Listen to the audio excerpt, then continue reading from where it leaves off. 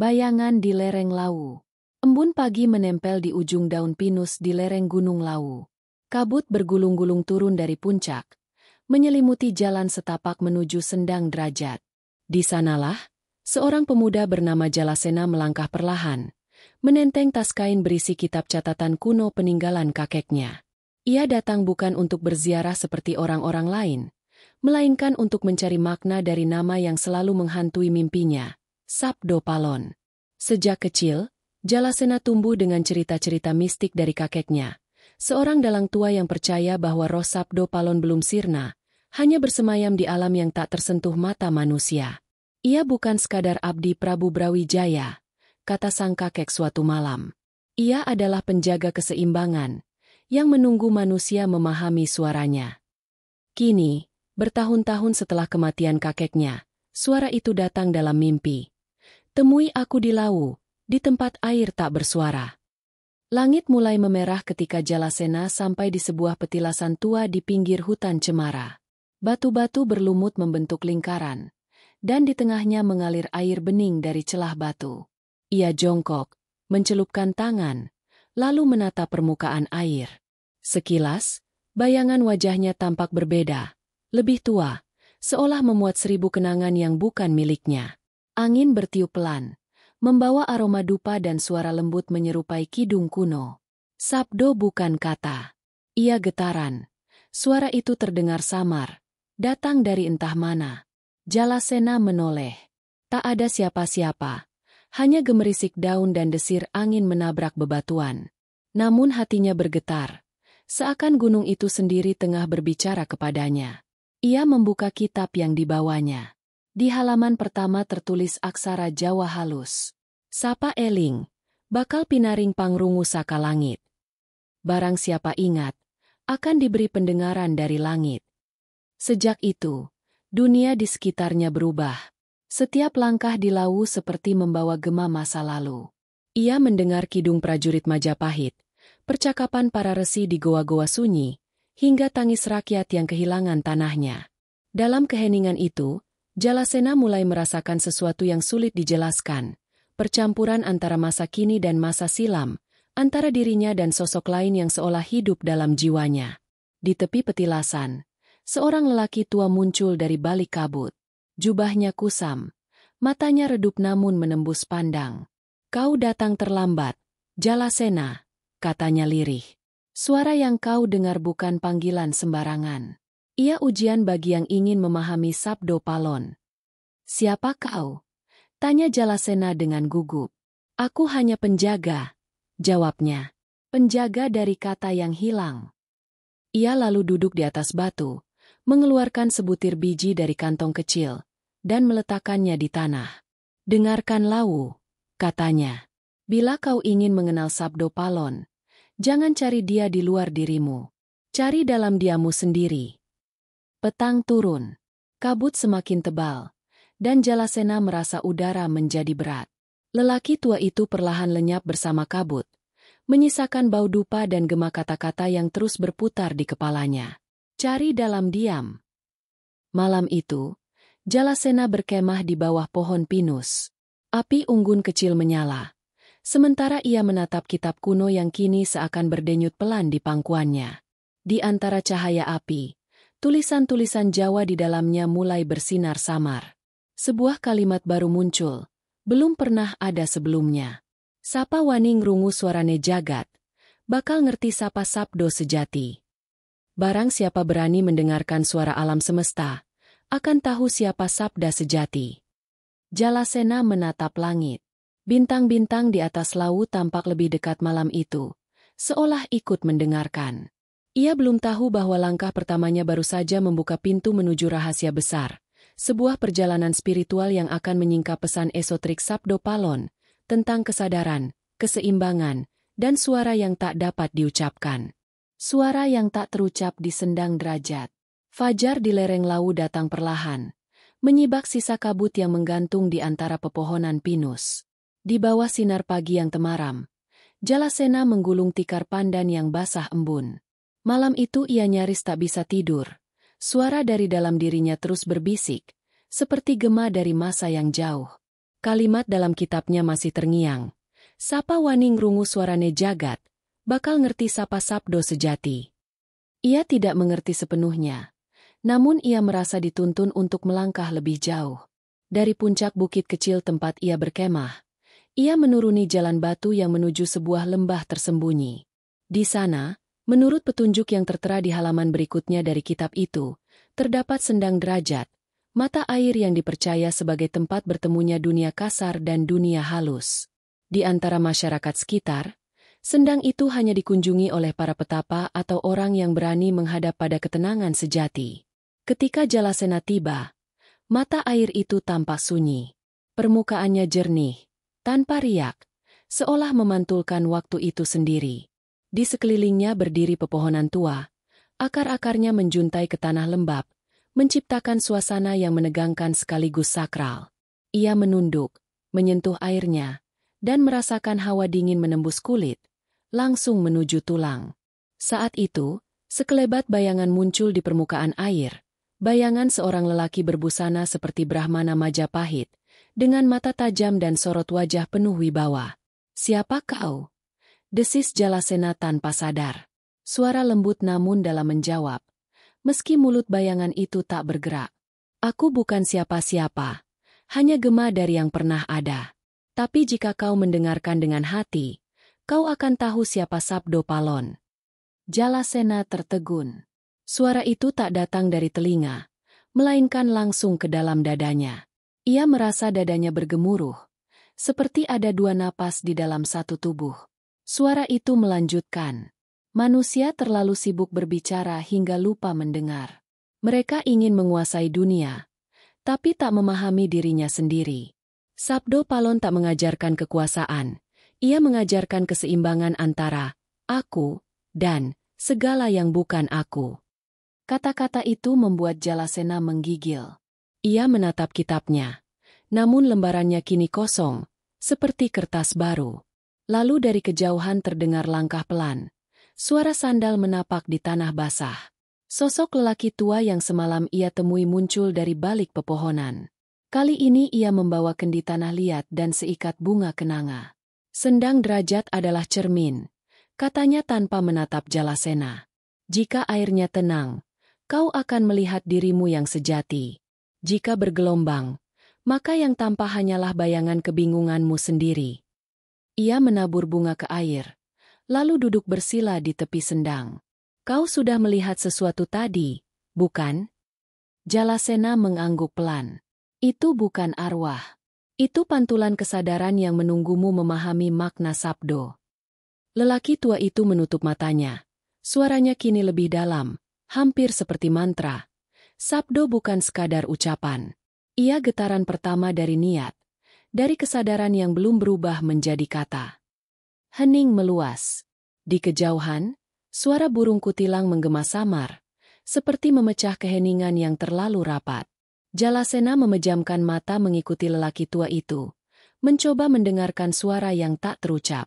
Perlahan, ia mulai mendengar denyut halus, detak bumi, desau angin, dan gemericik air yang berpadu menjadi satu irama lembut. Dalam irama itu, ia mendengar sepotong kalimat muncul tanpa suara. "Kau datang bukan untuk mencari Sabdo Palon. Kau datang untuk menjadi pendengar dari sabdanya." Tubuh Jalasena bergetar. Air mata mengalir tanpa ia tahu sebabnya. Lelaki tua itu membuka mata dan berkata tenang, "Sekarang kau telah memulai perjalanan batinmu. Tapi ingat, setiap pendengaran yang sejati akan menguji keberanianmu. Jika kau ingin melangkah lebih jauh, pergilah ke Gapura Wening sebelum bulan purnama naik. Di sana, suara akan berubah menjadi bentuk." Setelah berkata demikian, lelaki tua itu menunduk, menghirup napas panjang, lalu menghilang begitu saja, seolah kabut menelan tubuhnya. Hanya kendi tanah liat yang tersisa di tepi sendang. Jalasena menatap kendi itu. Di permukaannya terukir lambang lingkaran dengan titik di tengah, simbol yang ia kenali dari lembaran kitab kuno. Ia memungut kendi itu dan menyimpannya di dalam tas, merasa bahwa perjalanan ini baru saja membuka lapisan pertama dari misteri Sabdo Palon. Ketika ia berjalan meninggalkan sendang derajat, suara gemericik air terdengar seperti bisikan. "Lingo, Jalasena. Sabdo iku cahya kang ora katon, nanging nyawiji neng ati sing sepi. Ingatlah, wahai Jalasena, sabda adalah cahaya yang tak tampak, namun menyatu dalam hati yang sunyi. Langkah-langkahnya menuntun ke arah timur, menuju tempat yang disebut Gapura Wening, gerbang sunyi yang dikatakan menjadi perbatasan antara dunia manusia dan kesadaran purba. Di sanalah, suara yang tak terucap akan menjelma bentuk, dan perjalanan menuju pemahaman sejati tentang pesan esotrik Sabdo Palon benar-benar dimulai. Sang penjaga Gapura Wening. Langit sore di lereng timur Lawu tampak keemasan. Bayangan pepohonan pinus memanjang di jalan batu yang menuntun Jalasena menuju tempat yang disebut dalam kitabnya Gapura Wening. Perjalanan dari Sendang Derajat memakan waktu setengah hari penuh. Ia berjalan tanpa banyak bicara, ditemani bunyi langkah sendiri, kadang suara ranting patah atau gemericik air kecil dari sela bebatuan. Di dadanya masih terngiang kalimat dari suara di Sendang. Sabdo iku cahya kang ora katon, nanging nyawiji neng ati sing sepi. Sabda adalah cahaya yang tak tampak, bersatu dalam hati yang sunyi. Menjelang senja, kabut mulai turun perlahan. Di tengah kabut itu, tampak dua batu besar berdiri tegak mengapit jalan.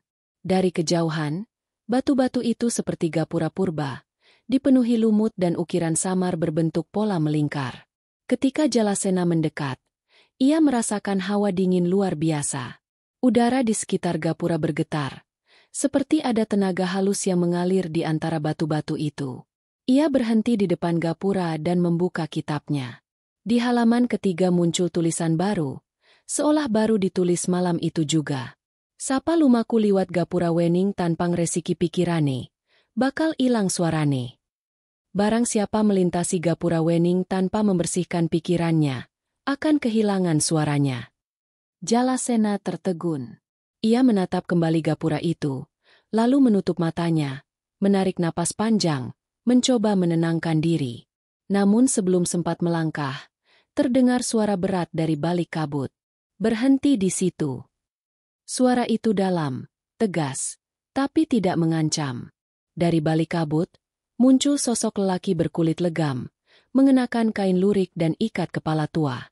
Tubuhnya tegap, matanya tajam, dan di tangannya tergenggam tongkat kayu lawas yang ujungnya berukir naga kecil. "Siapa kau, anak muda, yang datang tanpa diundang ke Gapura Wening?" tanya lelaki itu. Jalasena menunduk sopan. "Namaku Jalasena.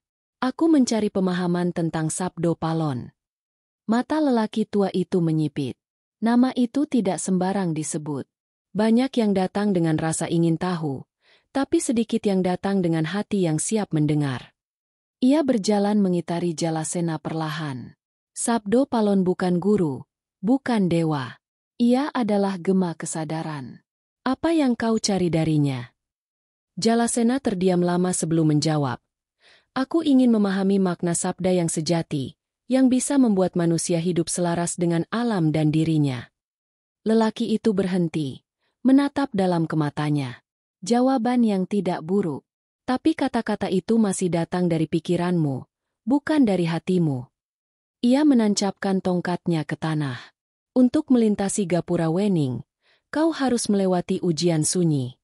Seketika udara di sekitar mereka berubah. Kabut menebal, dan suara hutan menghilang. Jalasena tiba-tiba tidak bisa mendengar apapun. Tidak langkah, tidak angin, bahkan detak jantungnya sendiri. Segalanya lenyap dalam keheningan total. Ia panik sejenak, tapi kemudian ingat pesan lelaki tua di Sendang. Dengarkan dalam diam. Ia menutup mata, mencoba menerima keheningan itu. Perlahan, dari dalam kekosongan, muncul suara samar, bukan dari luar, melainkan dari dalam dirinya sendiri. Suara itu berbicara tanpa kata. Jangan lawan sunyi, karena di sanalah sabda bersembunyi. Keheningan yang semula menakutkan berubah menjadi damai. Jalasena mulai melihat cahaya lembut menembus kabut, mengalir dari sela batu-batu gapura. Ketika ia membuka mata, lelaki penjaga itu sudah berdiri di hadapannya lagi, kali ini dengan senyum tipis. "Sekarang kau telah mendengar dengan hati," katanya. "Itulah arti Gapura Wening. Bukan sekadar tempat, tapi batas antara pikiran yang gaduh dan kesadaran yang jernih. Kau telah melewatinya. Jalasena menatap ke arah gapura yang kini tampak lebih terang. Ukiran di batu-batu itu berubah menjadi huruf-huruf Jawa kuno yang bercahaya samar, membentuk kalimat. Sabdo iku urip sing ora mati, awujud jroning suara lan sepi. Sabda adalah kehidupan yang tak mati, berwujud di antara suara dan kesunyian. Lelaki tua itu lalu berkata, ambillah jalan di sebelah timur gapura. Di sana kau akan menemukan pertapaan Watu Kenong, tempat para pendengar dahulu menyiapkan diri sebelum menerima sabda sejati. Jalasena menunduk hormat. Siapa sebenarnya engkau, penjaga gapura ini? Lelaki itu tersenyum samar. Aku hanyalah bagian dari sabda yang menjaga gerbangnya. Jika kau telah memahami semuanya nanti, kau akan tahu siapa aku. Ia mengangkat tongkatnya, dan dalam sekejap kabut menelan tubuhnya, meninggalkan Jalasena sendirian di depan gapura yang kini bergetar halus. Dengan langkah mantap, Jalasena melewati dua batu besar itu. Begitu ia melangkah masuk, dunia di sekelilingnya berubah. Angin berhenti, warna langit memudar menjadi perak, dan suara hutan kembali pelan. Ia tahu, ia baru saja melangkah ke dalam dimensi lain dari perjalanannya. Dari kejauhan, samar-samar terdengar bunyi kendang dan suling, seperti gamelan dari masa Majapahit yang bangkit dari ingatan bumi. Dan di tengah nada-nada itu, suara dalam dirinya berbisik lagi. Kau telah membuka gapura batinmu, Jalasena. Kini bersiaplah, karena sabda akan menguji bentukmu. Jalasena menatap jauh ke arah timur, tempat lembah sunyi menanti dengan cahaya lembut di kaki gunung. Disitulah, di Watu Kenong, ia akan menemukan bagian berikut dari pesan esotrik Sabdo Palon, pesan yang bukan lagi hanya suara, tetapi wujud yang berbicara tanpa lidah. Titisan dalam kabut pagi. Pagi itu, Gunung Lawu seolah bernafas.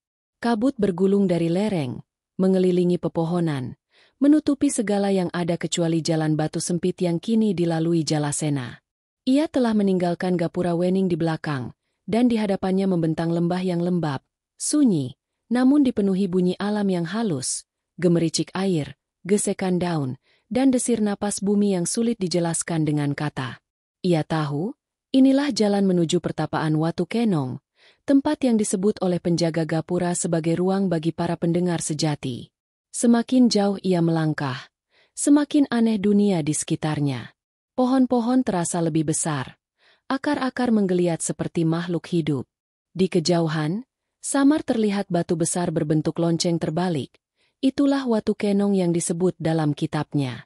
Ia berjalan mendekat, dan setiap langkah terasa menembus waktu. Udara berubah. Aroma dupa bercampur tanah basah memenuhi indera penciumannya. Saat tiba di depan batu itu, Jalasena melihat ada semacam lingkaran tanah kering di sekelilingnya, seperti bekas api yang pernah menyala lama sekali. Di atas Watu Kenong itu duduk seorang perempuan tua berambut putih panjang, mengenakan kain lurik dan selendang merah tua. Tatapannya tajam, tapi tidak menusuk, lebih seperti memandang menembus jiwa seseorang. Ketika Jalasena mendekat, perempuan itu berkata tanpa menoleh, "Kau datang dengan restu sunyi, bukan dengan nafsu ingin tahu. Itu baik." "Apakah ibu penjaga tempat ini?" tanya Jalasena hati-hati. "Penjaga?" Ia tersenyum samar. "Tidak ada yang benar-benar menjaga sesuatu yang tak bisa dimiliki. Aku hanya bagian dari yang mengingat." Ia menepuk permukaan batu besar itu. "Duduklah. Dengarkan Watu Kenong bernapas." Jalasena menurut. Begitu duduk, ia merasakan getaran halus dari dalam batu, seperti degup jantung bumi. Perempuan itu mulai berbicara perlahan. Suaranya seperti kidung kuno.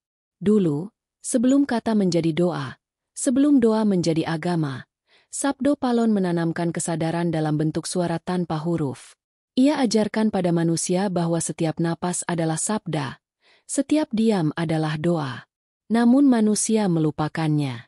Mereka membuat huruf, menulis kitab, lalu menyembah kata, bukan maknanya. Jalasena mendengarkan dengan hikmat. Perempuan itu memejamkan mata, lalu melanjutkan. Sabdo Palon bukan nama seorang manusia. Ia adalah kesadaran yang menitis pada siapapun yang mau mendengar.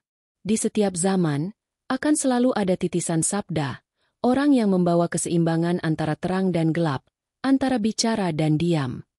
Apakah mungkin seseorang menjadi titisan itu? Tanya Jalasena lirih.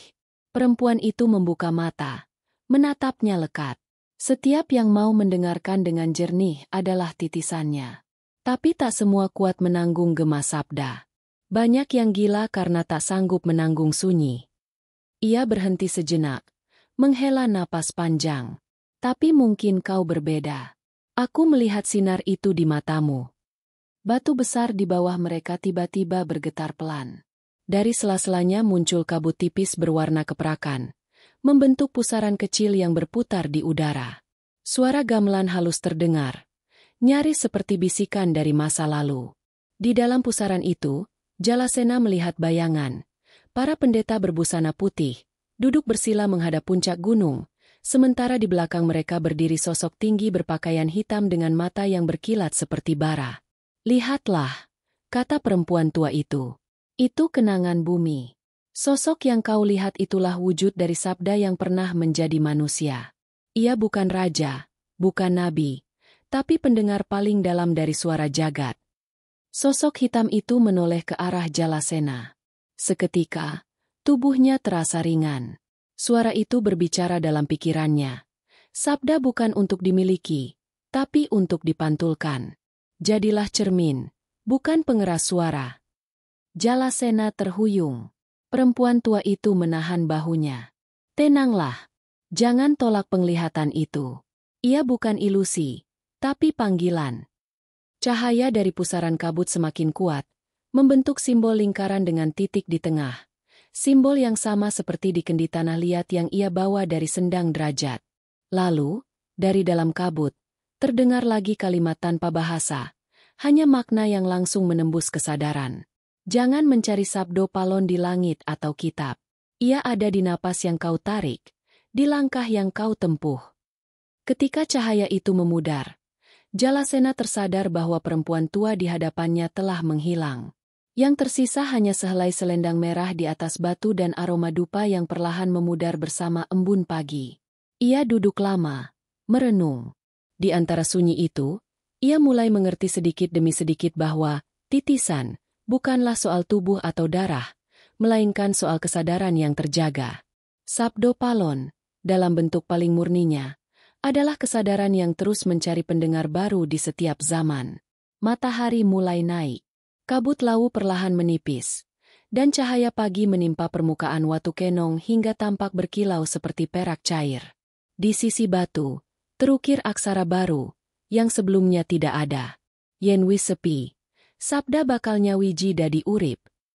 Jika telah benar-benar sunyi, sabda akan bersatu menjadi kehidupan. Jalasena berdiri. Ia mengikat selendang merah di pergelangan tangannya, simbol dari pertemuan itu.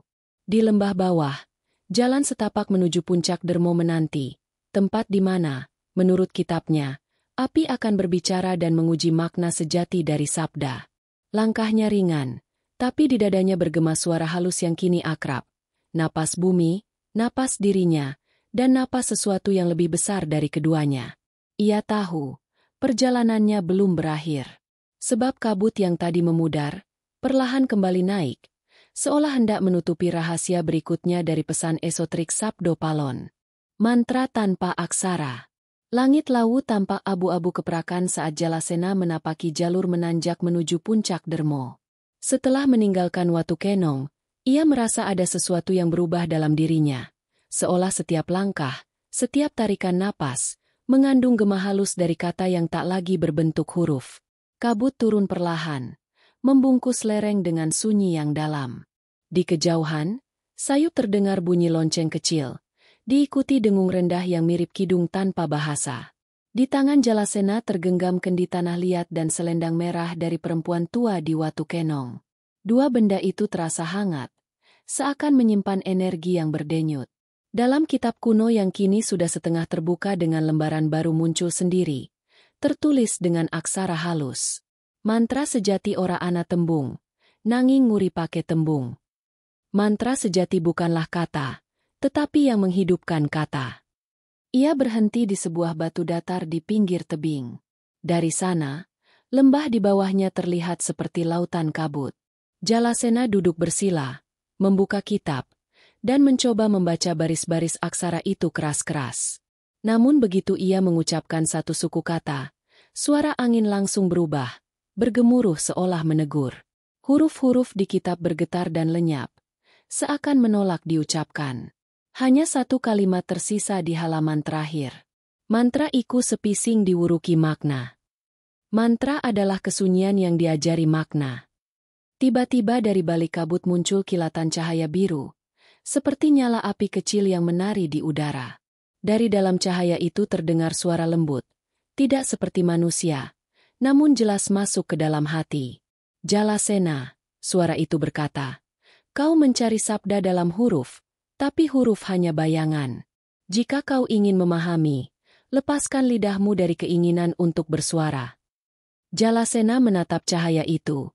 Takjub sekaligus takut. Siapa engkau? Tanyanya dalam hati, karena lidahnya terasa berat untuk bergerak. Aku penjaga antara kata dan diam. Dahulu mereka memanggilku Niraswara, suara yang menuntun Sabdo Palon ketika dunia masih muda. Suara itu bergerak seperti angin, kadang dekat, kadang jauh. Aku datang karena kau telah membuka 3 lapisan sunyi. Kini kau harus belajar mendengar mantra tanpa aksara. Bagaimana caranya? Dengan meniadakan dirimu. Dengan menjadi ruang bagi suara, bukan sumbernya. Cahaya biru itu berputar cepat, membentuk pusaran kecil di hadapan Jalasena. Lalu dari pusaran itu muncul bentuk bayangan hitam, bukan menyeramkan, tapi dalam, seolah berisi seluruh malam. Di dalam bayangan itu, terdengar suara tangis, tawa, dan nyanyian yang berbaur jadi satu. Suara itu bukan datang dari luar, melainkan dari dalam dirinya sendiri. Lihatlah, kata Niraswara. Itu semua adalah sabdamu yang belum menjadi jernih.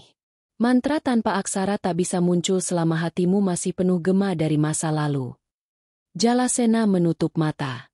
Dalam kegelapan, ia melihat kenangan muncul satu persatu. Wajah kakeknya yang bercerita tentang Sabdo Palon, malam-malam sepi di rumahnya, rasa kehilangan, amarah, dan ketakutan yang ia bawa tanpa sadar. Semua muncul, membentuk arus kuat yang berputar dalam dirinya. Ia ingin menolak, tapi suara lembut itu berkata, jangan lawan. Biarkan semuanya mengalir. Biarkan kata-kata yang mati menemukan jalannya kembali ke sunyi. Jalasena menarik napas panjang. Ia biarkan segala suara itu menembus dirinya, hingga perlahan semuanya redup. Dalam keheningan itu, sesuatu berubah. Ia mendengar nada tunggal, sebuah getaran lembut yang tak bisa dituliskan, tapi membuat dadanya bergetar. Getaran itu kemudian mengisi seluruh tubuhnya, membuatnya ingin menangis tanpa sebab. Sekarang, kata Niraswara, kau telah mengucapkan mantra tanpa aksara. Itulah sabda yang tak lahir dari mulut, melainkan dari kesadaran. Api biru itu membesar, lalu memudar, meninggalkan aroma harum kayu cendana. Ketika Jalasena membuka mata, di depannya telah berdiri sosok manusia berpakaian hitam seperti dalam penglihatannya di Watu Kenong. Wajahnya samar, tapi matanya memancarkan ketenangan tak terhingga. Engkau Sabdo Palon, bisik Jalasena, separuh tak percaya. Sosok itu tersenyum tipis. Aku adalah suara yang pernah menjadi manusia, dan manusia yang kini kembali menjadi suara. Ia mendekat, menyentuh dada Jalasena. Sabda sejati tidak bisa diajarkan. Ia hanya bisa diingat. Dan kau, Jalasena, adalah pengingat itu. Tubuh Jalasena bergetar hebat. Ia merasa ada aliran energi masuk ke dalam dirinya, menyatu dengan darah dan napasnya. Suara gamelan terdengar samar, bergema dari langit yang tertutup kabut. Sosok hitam itu berkata perlahan, kelak, manusia akan kembali lupa. Tapi selama ada satu yang masih mendengar, sabda takkan padam. Jagalah diam dalam hatimu, sebab di sanalah sabda bersemayam. Setelah mengucapkan itu, sosok Sabdo Palon menghilang bersama angin, meninggalkan seberkas cahaya kecil yang masuk ke kendi tanah liat di tangan Jalasena. Kendi itu kini memancarkan sinar lembut, seperti menyimpan api hidup di dalamnya. Jalasena menatapnya lama. Ia tahu, perjalanan belum selesai. Masih ada ujian berikutnya. Api yang disebut dalam kitab sebagai udan suara. Hujan dari suara yang akan menguji kebenaran dari kesunyian. Matahari terbit perlahan dari balik puncak, menyinari Lawu yang masih tertutup kabut. Di tengah kabut itu, Jalasena melangkah lagi, membawa kendi yang kini bersinar lembut. Dalam dadanya, mantra tanpa aksara terus bergetar. Tak terdengar, tapi terasa, seperti napas bumi yang tak pernah berhenti. Pertemuan dengan Sang Bisu. Malam turun perlahan di kaki puncak Dermo. Hujan halus turun dari kabut, seperti untayan bening yang menari di antara dedaunan. Jalasena berlindung di bawah pohon beringin besar yang tumbuh di tepi jurang. Api kecil menyala di depannya, memantulkan cahaya ke wajah yang kini tampak lebih matang, lebih tenang, namun juga lebih lelah. Di pangkuannya, kendi tanah liat itu masih bersinar lembut, seolah di dalamnya hidup sesuatu yang bernafas. Sejak pertemuannya dengan sosok Sabdo Palon di lereng, Jalasena belum berbicara sepatah kata pun. Suaranya seolah menguap bersama mantra tanpa aksara yang ia ucapkan dengan kesadaran. Kini, setiap kali ia mencoba berbicara, hanya udara tanpa bunyi yang keluar dari tenggorokannya. Namun anehnya, ia tidak merasa kehilangan. Ia justru merasa sunyi itu memeluknya, menuntun langkahnya lebih dalam menuju pemahaman yang belum bisa disebut. Di tengah malam, ketika api mulai mengecil, Jalasena mendengar langkah kaki dari arah gelap. Ia menoleh. Dari balik pepohonan muncul sosok laki-laki tua berwajah lembut, berpakaian sederhana dengan tongkat bambu di tangannya. Lelaki itu tidak berkata apa-apa, hanya tersenyum dan duduk di seberang api. Di tangannya ia membawa kendi serupa dengan milik Jalasena, tapi retak di bagian sisinya. Mereka berdua diam lama, hanya suara hujan dan api yang berbicara di antara mereka. Lalu, lelaki tua itu mengambil sejumput abu dari api unggun dan menulis di tanah dengan jarinya. "Apakah kau yang dipanggil Sabda?" Jalasena terkejut. Ia menatap lelaki itu, lalu menunduk, menulis balasan dengan jari di tanah basah. "Aku hanya pendengar." Lelaki tua itu mengangguk perlahan. Ia menatap ke arah kendi Jalasena yang masih bersinar lembut. Kemudian ia menulis lagi. "Kau sudah menyimpan api suci. Tapi api tanpa suara akan padam jika tidak diberi napas." Jalasena mengernyit, tak memahami maksudnya. Lelaki itu menatapnya lama, lalu menepuk dadanya sendiri. Napas, isyaratnya tanpa kata. Bukan dari mulut, tapi dari hati. Ia lalu mengeluarkan sesuatu dari sakunya, sebuah batu kecil berwarna merah darah. Batu itu diletakkan di depan api, dan tiba-tiba nyalanya membesar, mengubah warna menjadi biru keunguan. Dalam cahaya itu, bayangan di sekitar mereka menari seperti roh-roh tua yang sedang mengitari. Lelaki tua itu menulis satu kalimat terakhir. Suara sejati tidak keluar dari lidah, melainkan dari getaran hidup. Kemudian ia menatap dalam ke arah Jalasena, dan dengan isyarat lembut menunjuk mulutnya sendiri, lalu dadanya, lalu tanah. Ia memejamkan mata, menghembuskan napas panjang, dan saat napasnya berhenti, tubuhnya perlahan memudar menjadi kabut. Hanya tongkat bambu dan kendi retak yang tersisa di tanah, serta abu yang masih hangat. Jalasena terdiam. Hatinya bergetar oleh makna yang sulit ia pahami sepenuhnya. Ia mengambil kendi retak itu dan mendekatkan pada kendi miliknya. Kedua kendi itu bersentuhan, dan seketika terdengar bunyi, ngiing.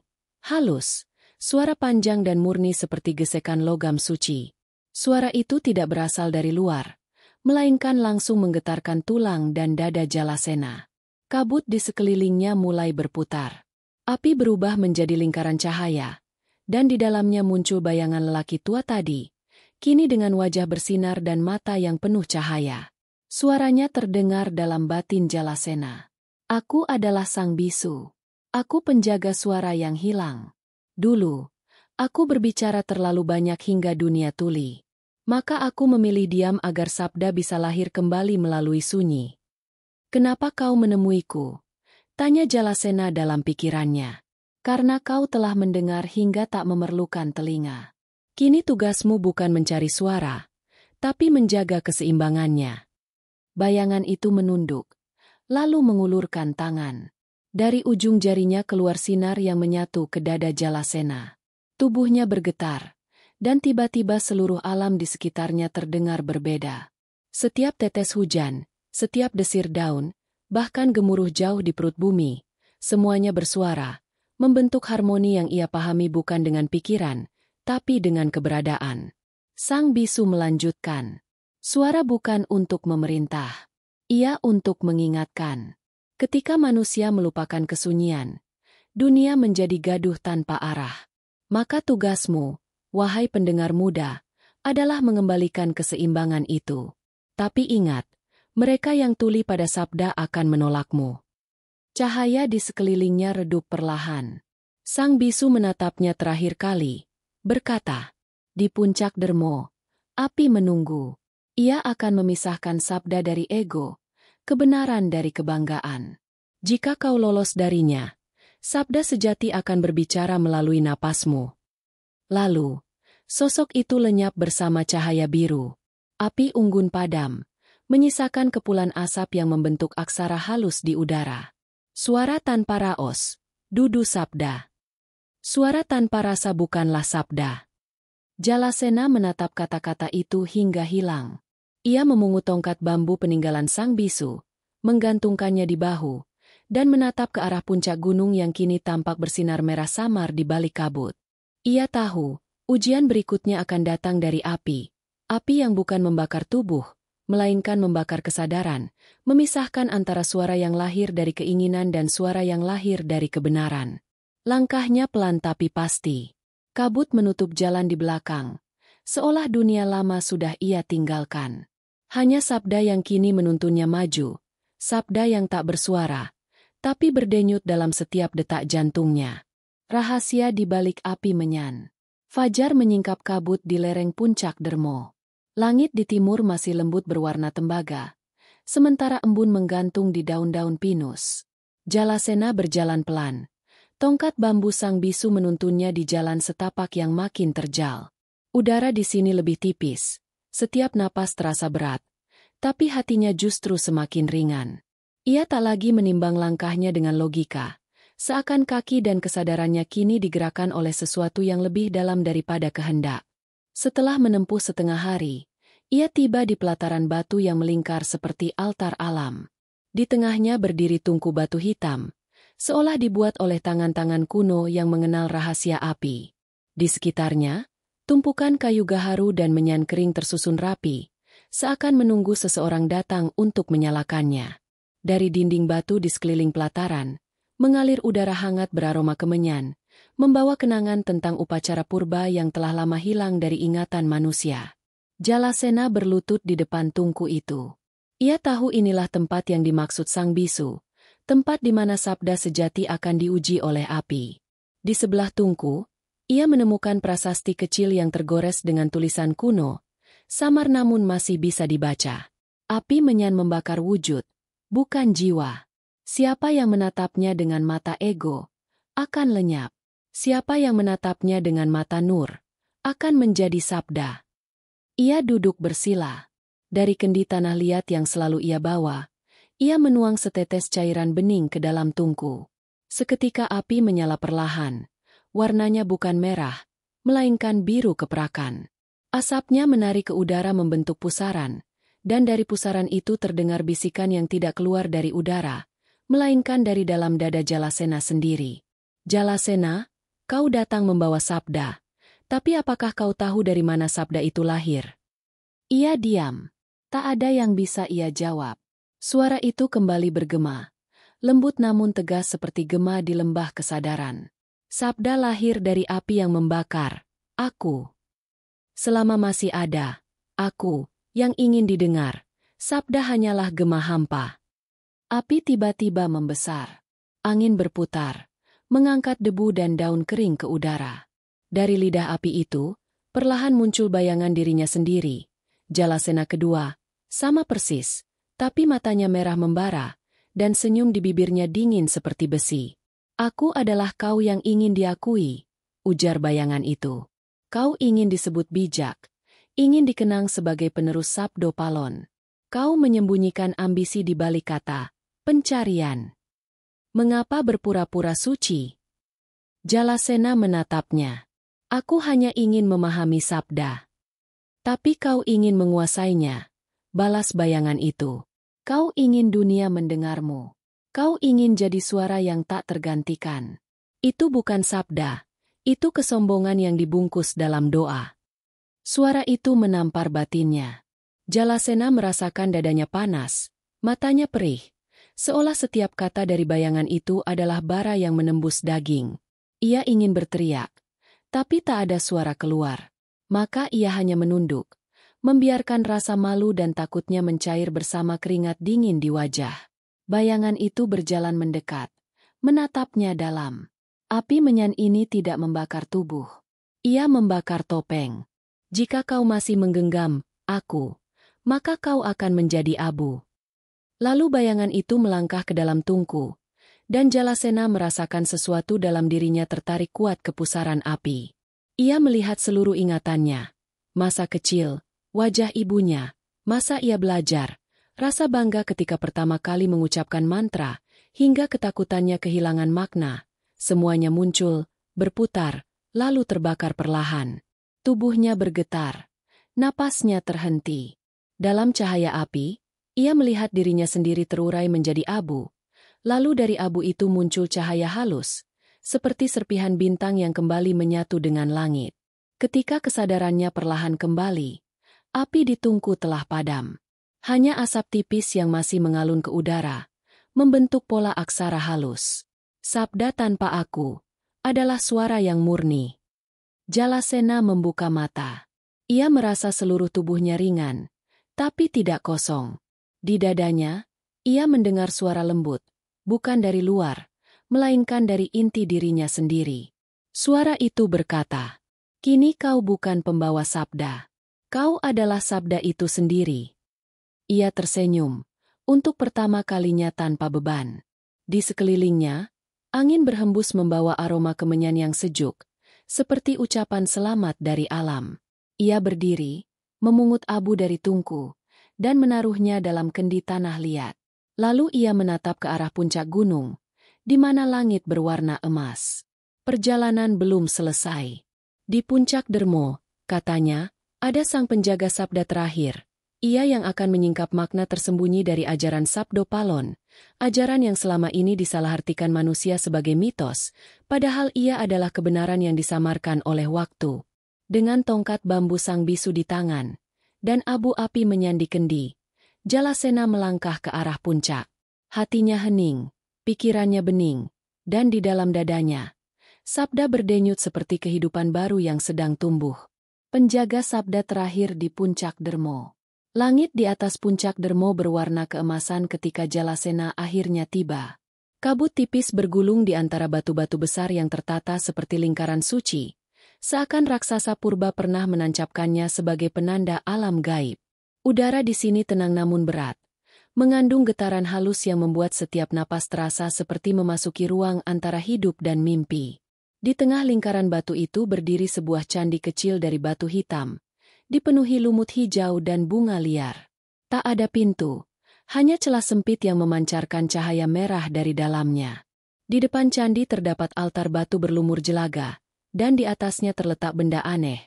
Topeng batu berwarna putih gading, dengan retakan halus di dahi, matanya kosong namun seolah menatap siapapun yang mendekat. Jalasena berhenti beberapa langkah dari altar. Tongkat bambu di tangannya bergetar ringan, seolah mengenali energi di tempat itu. Lalu, dari balik kabut di sekeliling candi, muncul sosok berjubah abu-abu. Wajahnya tertutup selendang tipis, hanya matanya yang tampak, teduh, dalam, namun memancarkan kewaspadaan. Suaranya terdengar seperti datang dari dalam bumi ketika berbicara. "Selamat datang, penjaga yang baru. Api menyan telah mengenalmu." Jalasena menunduk dalam. Ia tidak tahu siapa sosok itu, namun hatinya tahu ia harus bersikap hormat. "Aku datang mencari makna Sabdo Palon," tulis Jalasena di tanah, karena suaranya belum juga kembali sejak pertemuan dengan sang bisu. Sosok itu berjalan mendekat, lalu menyentuh dada Jalasena dengan dua jarinya. Seketika dari dadanya muncul gema halus, suara yang bukan keluar dari tenggorokan, melainkan dari getaran jiwanya sendiri. Ia terkejut, tapi sosok itu hanya tersenyum. Bicaralah dengan napasmu, bukan dengan mulutmu. Kini kau telah melewati dua penjaga, sang sunyi dan sang api. Namun sebelum menerima sabda terakhir, kau harus menghadapi cermin. Ia menunjuk ke arah topeng batu di altar. Itulah cermin para sabda. Siapapun yang menatapnya akan melihat wujud sejatinya. Jika kau masih membawa bayangan dunia, topeng itu akan retak dan menelanmu. Tapi jika kau telah menjadi sunyi, ia akan berbicara kepadamu. Jalasena mendekati altar perlahan. Topeng itu terasa hidup, mengeluarkan hawa dingin dan panas secara bersamaan. Ia menatapnya lama. Dalam rongga matanya yang kosong, muncul bayangan dirinya sendiri, namun bukan Jalasena yang ia kenal. Sosok dalam pantulan itu berpakaian seperti raja, dikelilingi banyak pengikut. Wajahnya tegas tapi matanya kosong. Ia sedang berpidato di depan rakyat, mengajarkan sabda kebijaksanaan. Namun setiap kata yang keluar dari mulutnya berubah menjadi asap hitam. Jalasena menggigil. Ia tahu itu adalah sisi dirinya yang belum terhapus. Keinginan untuk diakui, untuk dianggap penerus kebesaran, untuk menguasai suara suci agar dunia tunduk. Topeng itu retak sedikit di bagian dahi, mengeluarkan cahaya merah. Suara lembut terdengar dari dalamnya. Apakah kau masih ingin diingat? Jalasena menutup mata, menahan napas. Gema itu membuat dadanya bergetar. Tapi ia tak menjawab. Apakah kau ingin dikenal sebagai penjaga sabda? Ia menunduk lebih dalam. Dalam keheningan itu, ia mulai memahami. Sabda sejati tak butuh nama, tak butuh pemujaan. Ia hanyalah getaran yang hidup ketika manusia berhenti memisahkan diri dari semesta. Air matanya menetes ke tanah. Ia meletakkan tongkat bambu dan kendi tanah liat di altar, lalu menempelkan dahinya ke topeng batu itu. Saat dahinya menyentuh, suara gemuruh terdengar dari perut bumi, dan topeng itu pecah menjadi serpihan cahaya yang mengelilingi tubuhnya. Dari balik cahaya muncul bayangan besar. Sosok tua berjubah putih, rambutnya panjang, mata menatap lembut namun penuh kuasa. Jalasena mengenal wajah itu. Sabdo Palon sendiri. Jalasena. Suara itu bergetar seperti angin dan petir bersamaan. Kau telah melewati sunyi dan api, dan kini kau berdiri di ambang antara sabda dan hampa. Dulu manusia memutarbalikkan ajaranku.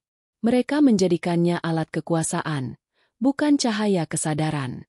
Maka aku berjanji akan kembali dalam bentuk bukan manusia, dalam napas, dalam kata, dalam mereka yang mau mendengar tanpa ingin berbicara. Jalasena tertegun. Sabdo Palon menatapnya dalam-dalam, lalu meletakkan tangan di dadanya. Sabda tidak diwariskan dengan kata, melainkan dengan rasa. Kini rasamu adalah wadahku. Tubuh Jalasena tiba-tiba bercahaya. Ia merasakan arus halus mengalir di seluruh dirinya.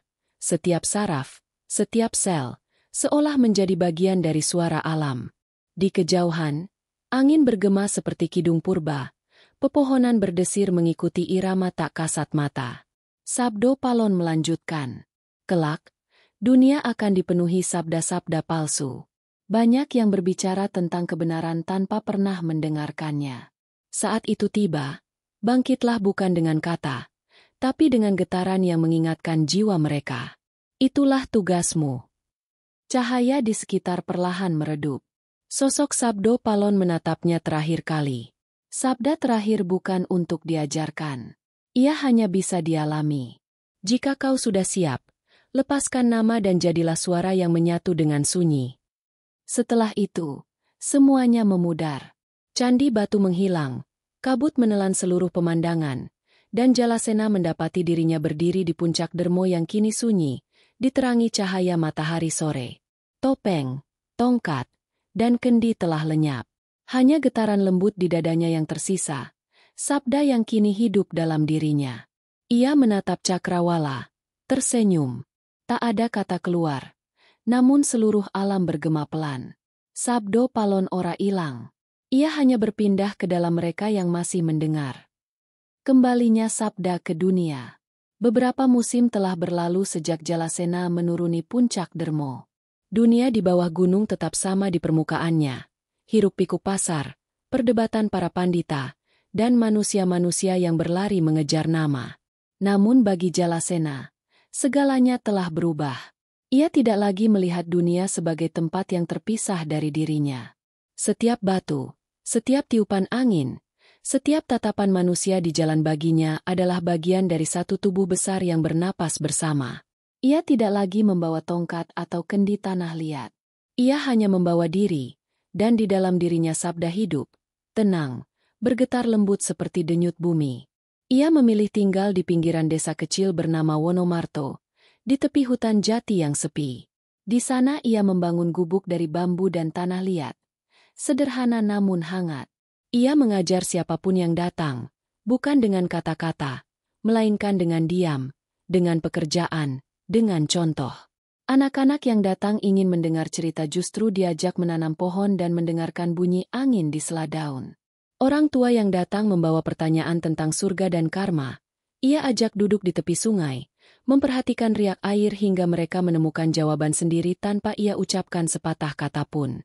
Perlahan, orang-orang mulai menyebutnya guru sunyi. Namun tidak semua menyukai kehadirannya. Para pendeta dari kota mendengar kabar bahwa seorang lelaki misterius mengajarkan ajaran tanpa kitab, mengaku membawa kebijaksanaan Sabdo Palon. Mereka datang dengan pakaian megah dan suara tinggi, menuduh Jalasena sesat. Tetapi ketika mereka menatap matanya, mereka mendapati pantulan wajah mereka sendiri, mata penuh ketakutan, bukan kebenaran. Tak sanggup menahan tatapan itu, mereka pergi tanpa berkata apa-apa. Suatu malam, Jalasena duduk di depan api kecil di halaman gubuknya. Di langit, bulan purnama bergantung besar dan bening. Ia tahu waktunya hampir tiba. Sabda yang telah tertidur dalam dirinya akan lahir kembali, bukan sebagai ajaran, melainkan sebagai kesadaran yang menular. Ia menutup mata. Dalam keheningan itu, ia mendengar suara lembut yang pernah berbicara kepadanya di puncak gunung. Waktunya turun ke dunia kata, bukan untuk mengajarkan, tapi untuk mengingatkan. Pagi berikutnya, Jalasena berjalan menuju pasar desa. Ia tidak membawa apapun. Di tengah keramaian, ia berhenti di antara orang-orang yang saling berteriak menawar harga, dan tanpa suara ia mulai menulis di tanah dengan ujung jarinya. Aksara-aksara kuno muncul dari pasir, menyala lembut lalu lenyap. Orang-orang berhenti bicara, menatap heran. Entah kenapa dada mereka tiba-tiba terasa hangat dan mata mereka basah. Seorang anak kecil bertanya, "Bapak, apa itu tulisan?" Jalasena tersenyum. Ia mengangkat jarinya ke langit, lalu ke dada anak itu. "Itu suara yang tidak butuh telinga," ucapnya, dan kali ini suaranya benar-benar terdengar. Bening, seperti air yang jatuh di batu. Orang-orang terdiam. Sejak hari itu, desas-desus tentang orang dari gunung yang bisa membuat hati berbicara menyebar kemana-mana. Orang-orang datang dari jauh hanya untuk duduk di sekelilingnya. Mereka tidak diminta apapun, tidak diajarkan mantra, hanya diminta diam dan mendengarkan angin, burung, atau gemericik air. Dan di dalam keheningan itu, banyak yang menangis, banyak yang tertawa, seolah sesuatu yang lama terkunci di dada mereka akhirnya terbuka. Namun dunia selalu menginginkan bentuk. Beberapa murid muda mulai menulis ajarannya, menamainya Kitab Sabda Baru, menyusunnya dalam bait dan pasal. Mereka membangun padepokan, membuat lambang, membuat aturan. Jalasena melihatnya dari jauh dengan tenang. Ia tahu, siklus itu tak bisa dihindari. Manusia membutuhkan bentuk untuk menyentuh yang tak berbentuk. Tapi sebelum semuanya membeku menjadi doktrin, ia pergi diam-diam suatu malam, meninggalkan hanya selembar daun lontar di dalam gubuknya. Di daun lontar itu tertulis dengan aksara halus. Sabda bukan untuk dihafal, tapi dihidupi. Bila ia jadi kitab, ia akan mati. Bila ia jadi napas, ia akan abadi. Sejak itu, Tak ada yang tahu kemana Jalasena pergi. Sebagian mengatakan ia lenyap di hutan jati. Sebagian percaya ia naik ke langit bersama kabut pagi. Tapi kadang, pada malam tertentu ketika hujan turun pelan, orang-orang Wonomarto mendengar suara nyanyian tanpa kata dari arah gunung. Anak-anak yang lahir di bawah bulan purnama sering bermimpi tentang seorang lelaki berpakaian sederhana, duduk di bawah pohon beringin, mengajarkan mereka mendengarkan hati sendiri. Dan di zaman ini, berabad-abad setelah nama Sabdo Palon hanya jadi legenda, setelah ajarannya terpecah jadi dogma, setelah dunia kembali bising oleh suara tanpa makna, sabda itu masih hidup. Ia menyelinap dalam napas orang-orang yang berani diam di tengah keramaian, dalam kata-kata mereka yang berbicara tanpa keinginan untuk diakui. Sabda Palon tidak pernah hilang. Ia tidak mati di istana Majapahit, tidak lenyap di balik gunung, dan tidak terperangkap dalam kitab kuno. Ia hanya menunggu manusia mendengarkan kembali. Dan ketika seseorang duduk dalam diam, mendengar bunyi hujan bukan dengan telinga tapi dengan jiwanya, di sanalah Sabdo Palon berbisik pelan. Aku ada di napasmu. Aku ada di kata yang belum kau ucapkan. Bila kau berhenti ingin benar, maka sabdaku akan berbicara melalui hidupmu.